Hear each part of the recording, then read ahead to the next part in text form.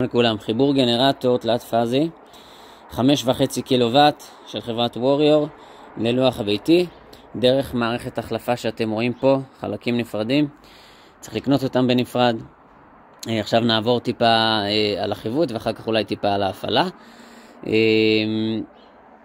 יאללה, בואו נתחיל. טוב, בקצרה זה התוואי שלנו, זה הלוח שלנו, לוח תלת פאזי. פה במקרה הזה יש לנו מפסק תלת פאזי של 25 אמפר.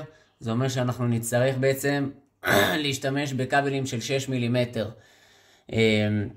בלוח אנחנו בעצם מוציאים את הלולאה שיוצאת מהמפסק הראשי ומזינה את הפחת. במקרה שלנו הלולאה היא מהיציאה של הראשי למונה, אז אותה אנחנו מוציאים ולכאן אנחנו בעצם צריכים להתחבר. יש יציאה של מהמפסק הראשי, כבל 6 מילימטר מגיע למערכת החלפה, וכבל שחוזר מהמערכת החלפה ומזין לנו את הפחת, במקרה הזה את המונה. לגבי האפס הראשי, האפס הראשי של חברת חשמל מתחבר לנו, אנחנו מחברים את זה במהדק, והוא בעצם הולך למערכת ההחלפה.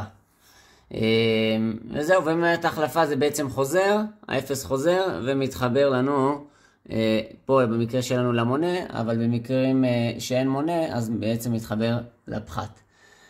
לגבי הערכה, הערכות מתחברות בלוח, זה הכל בצד של הלוח. עכשיו אנחנו נלך לצד של מערכת ההחלפה. אפשר לראות שיש שתי שורות בחלק העליון ושורה אחת מלמטה. אז בחלק העליון,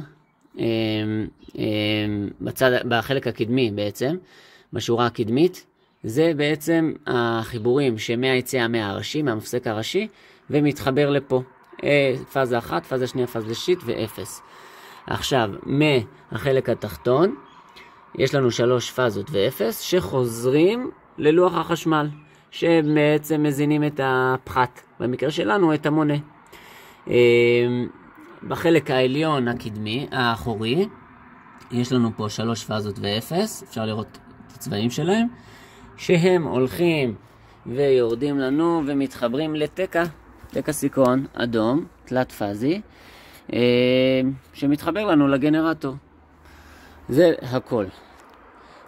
עכשיו, טוב, לגבי הפעלה, יש לנו פה 4 נוריות, שבעצם זה אומר לנו שכרגע זה עובד על חברת חשמל.